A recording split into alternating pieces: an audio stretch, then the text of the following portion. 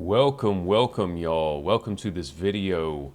This is a video on really tuning in to your higher self, your highest vibration. And what is one's highest vibration? What is the vibration that everyone wants to exist in? It's very simple. Our highest vibration is that of love. And love can come in different degrees. You can have low forms of love and you can have high forms of love. Love is a part of you that really wants to express itself. Love is a energy, a vibration that comes from above and finds expression through us as humans. And everybody has a unique love about them. Everyone has a unique way of expressing themselves, and it's like no other. Your way of expressing yourself is something that God magically created. You are a fractal point, a gem in the love of God. How you express yourself is something that no other man or woman has or will ever do. You are like a snowflake. There are snowflakes that may look alike on the surface, but when you really zoom in and see each one, they're all different.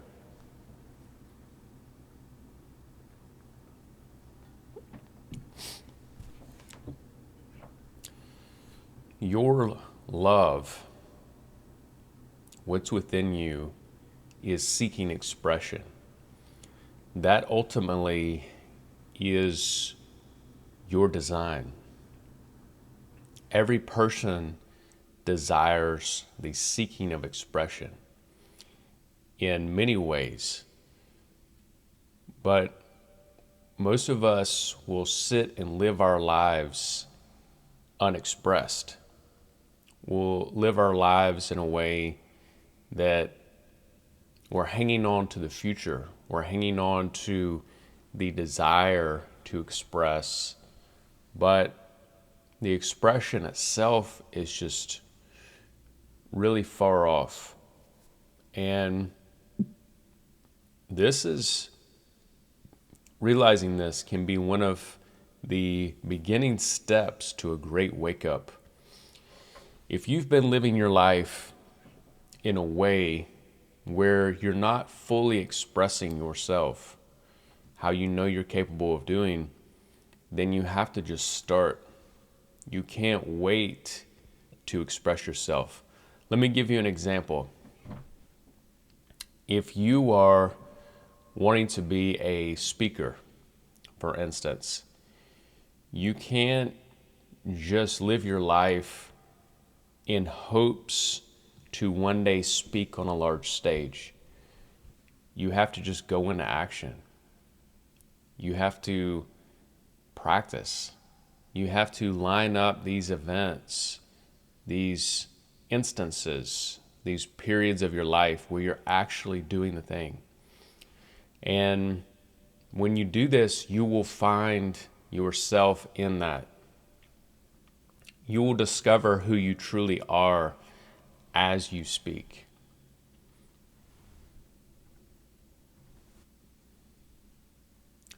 One of the best things that you can do for yourself is find your love. When you find your love, when you find your resonance, when you find your beat, when you find your voice, you are in effect existing how you were meant to exist. You are being your true nature, which is of God. God's nature is love. And through your expression, you are being in that love. So ultimately, that is our duty as servants of God, as servants of Christ, to express ourselves in love. And you have uniquely been called to express a particular type of love. And each of these loves comes in a different shade. Your love is on a spectrum of shades. And you may express multiple colors of the spectrum, but nonetheless, it is on and in different vibrations. And so your expression will complete the entire rainbow, the entire array of colors. You will play an integral place in that giant array. And one's job is to find expression, true resonance, true beauty in that love. And when one tunes into that, you are being your true self. Everything else that you try to be or do is adulterated. It is a muddled state. It is you trying to come through, but you can't, because either your interpretation of the outside world or the outside world itself is imposing itself in such a way that it causes you to react and halt the expression of your true self. Our true selves are beyond the physical. We are vibrational beings that go beyond the material. The energetic exchange goes to infinity. When one is in love and you are in the vibration you are meant to vibrate in, when you do this, you are transcending reality. You are transcending your current space and time. You are transcending every obstacle you've ever known. Love is that beingness that goes beyond and takes you into a different realm. It takes you into potentially heaven. Now, with that said, love is also very powerful. Jesus, being the Son of God, had the power to go down into hell and unlock the gates of hell, because love pervades through everything. Love is so powerful that even in darkness, it still shines. And if you are called to be a light worker, that is your ultimate destiny, to shine and to bring people even more light, or to bring them from darkness into light. So this in itself, this is a form of love. This is on that spectrum in love. And the spectrum goes wide. You have those doing all sorts of work. But even in doing all sorts of work, at the core essence, we're dealing with love itself. Love itself is so, so powerful.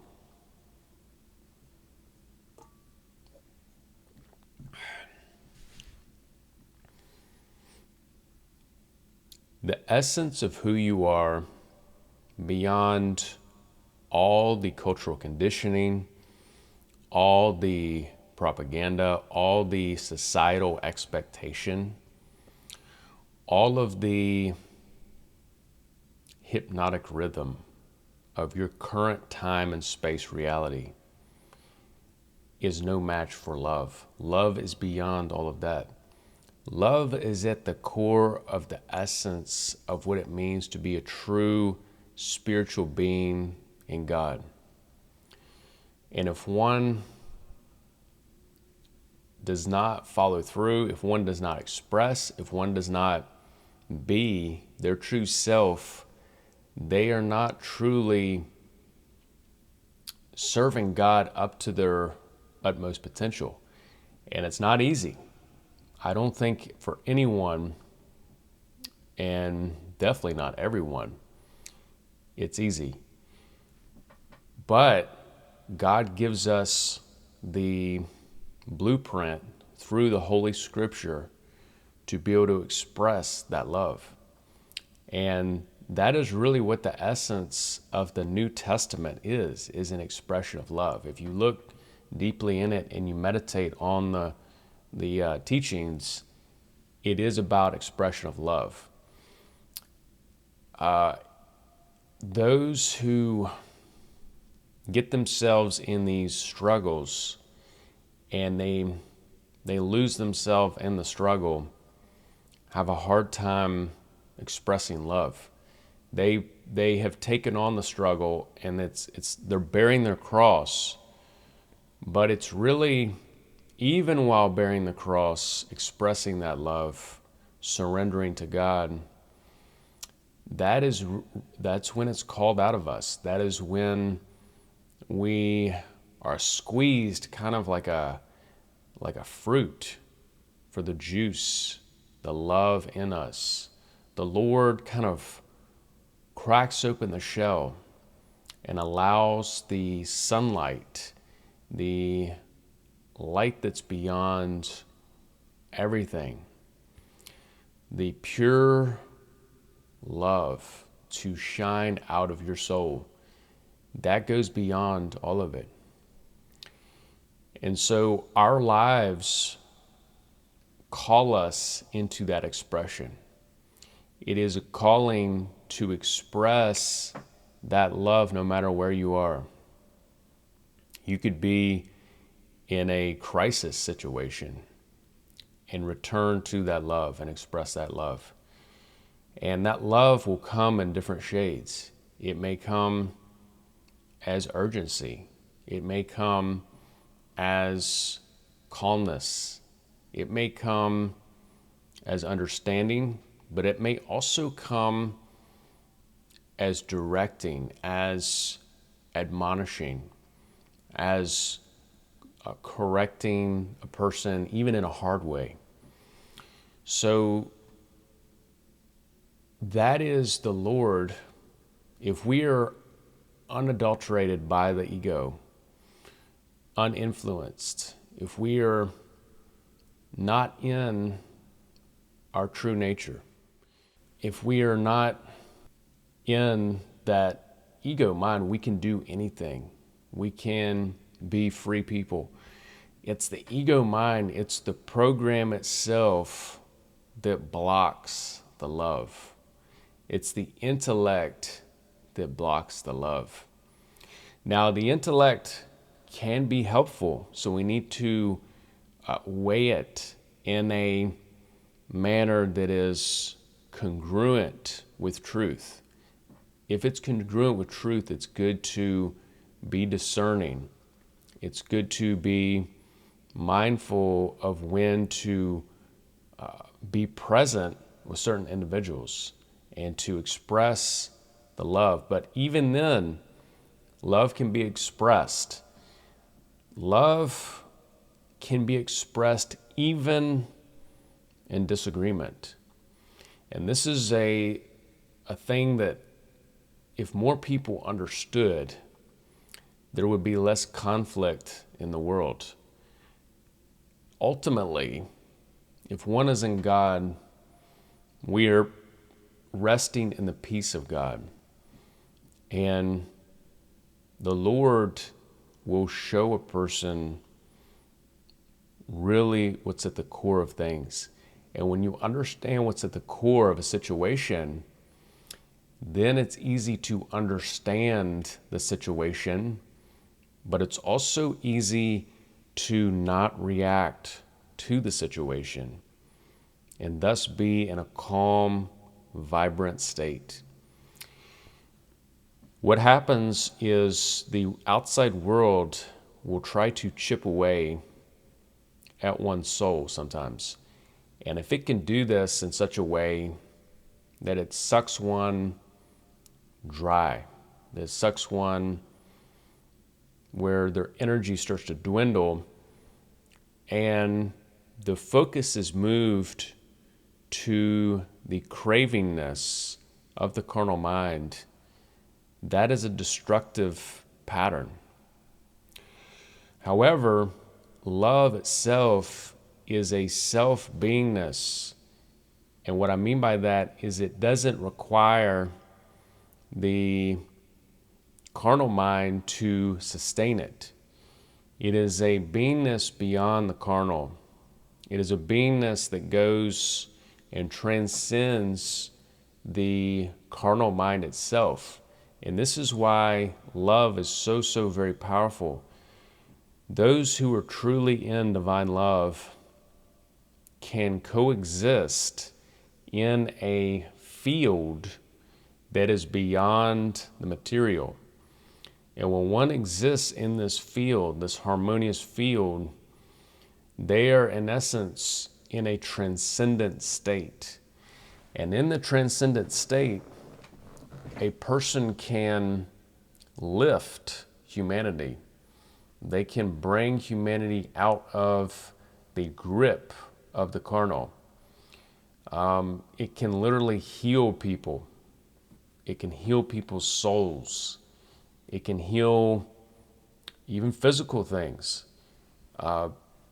Those who are really in the state of divine love are beacons of light. They really are. They're beacons of light and love. The light is an awareness. The love is a vibration. And both of these work to heal souls. Those who are in light they're sort of the truth bringers, the understanding bringers. Those who are in love transform and transfigure the environment just by their presence. Love itself has the power to transfigure the entire environment, the entire place where you are, the entire field, physical field, can be transformed in love. Think about it. Have you ever gone into a business where you just felt the love? You felt the goodness of it. You knew that whoever owned that business had put love into that business, and you could feel it. You could feel the energy from it. It was a positive energy. When you tune into every environment, you will feel that environment. If one really takes it in, each environment affects a person if they are unaware. Now, if one is holding themselves in divine love, then you'll go beyond the environment. But the environments themselves have a charge to them. Each one does. And certain grocery stores, for instance, will have a charge. Some of them slightly more, not necessarily negative, but more medium. And then there are those that are high vibrational. And then you have these mixes. So trust that. If you walk into a restaurant or you walk into a place of business, or especially a place that's serving like food, for instance, if it's a negative charge, you probably shouldn't eat from that environment, because just the vibrations in that environment will affect the food. And when you eat the food, negative vibrations have discordant arrays, discordant alignments of the molecules.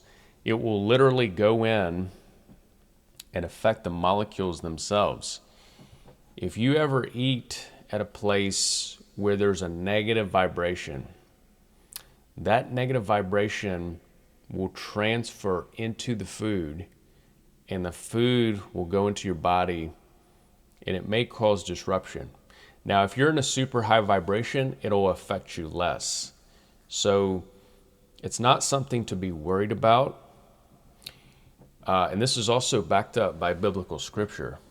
It says you will get, basically it says you will handle serpents.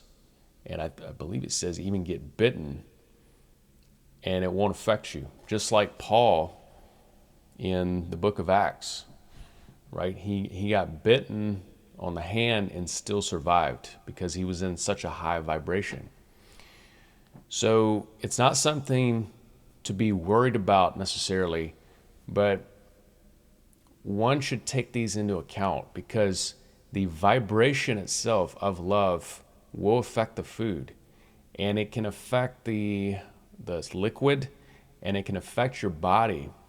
If you're around negative people, it can literally pull good energy from you, but it can also halt your expression of good energy. When we're truly in love, this goes beyond just being. Often it goes into expression. When you start expressing yourself, your love will start to flow out of your heart. And when you do this, it will transfigure the whole field around you. It will even transfigure the items. The more you do it, think about it. You're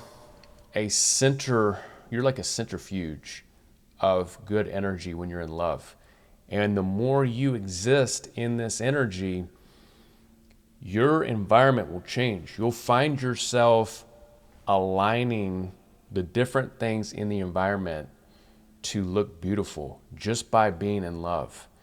The love itself does not want to coexist in a muddled environment, in an environment that is in disarray, an environment that is not in harmony, not in balance, because love itself is in balance.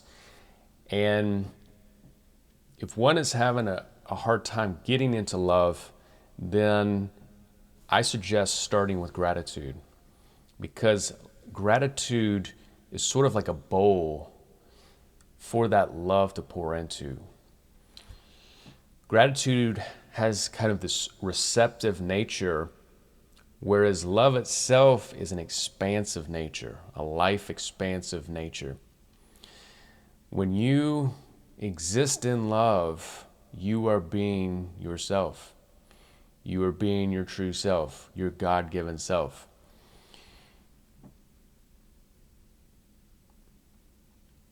What a lot of people do, and I've noticed this, especially in today's times, is you have a group of people who cannot express love for whatever reason. They have a hard time. They have inhibitions. Maybe they had past traumas. And these kind of they put a lock on that love, and the love becomes kind of spoiled in a way where it can't express itself. And so it expresses itself in ways that aren't conducive to health. These same type of people, due to their unconscious frustrations with the expression of love, they'll have this kind of chip on their shoulder. They'll have this envy of those who do express love, and they'll seek, sometimes unconsciously, to control those people so they can feel more in balance with those people. It's like they can't have it all themselves because of their own inhibitions to love, their own blocks to love, really. And so what they'll do is they'll impose this self-inflicted cage on the rest of the world. And these are the people they're under command of the dark energy. They have taken on that mindset. It's envious. It is kind of this grasping, this desire to control others. When in essence, if those people, if true people of God, I should say, would learn to express love in God that's in alignment with God's statutes, when one learns to do that, then they break free of all of that. They become their true nature. The problem is lack of awareness. The more one is aware, they will go into love. They will learn to be in love and to express in that love. And really it comes down to setting the intent. If one's intent is miscued or it's contorted, or maybe the intent starts to turn to go after a carnal instead of divine nature, then the love can be halted. And that's why so much emphasis in the New Testament was put on the intent. It was put on the going after of divine love. It's also why it says you can't serve money and God. Mammon is a whole different direction than God. God, on the way to God, money is there, right? The Lord, all good things come from God. But if one is purely going after mammon, then these distractions along the way can pull a person from divine love. And also the statutes of God may be broken because mammon is all about the physical. And with the physical, the divine doesn't even really make sense. So one has to really tune in to where the intent is. Is the intent to serve humanity, to serve God, to lift up humanity, to make the world a better place? Or is the intent to get things, to grasp things, to cling on to things, to go after things?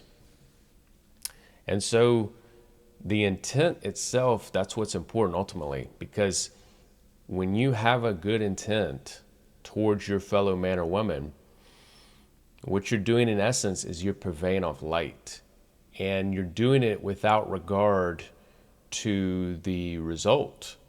You're doing it because it's your duty in God to do it without a desire to crave, to grasp, to get things. Because in that nature, it's a nature that is a clinging nature.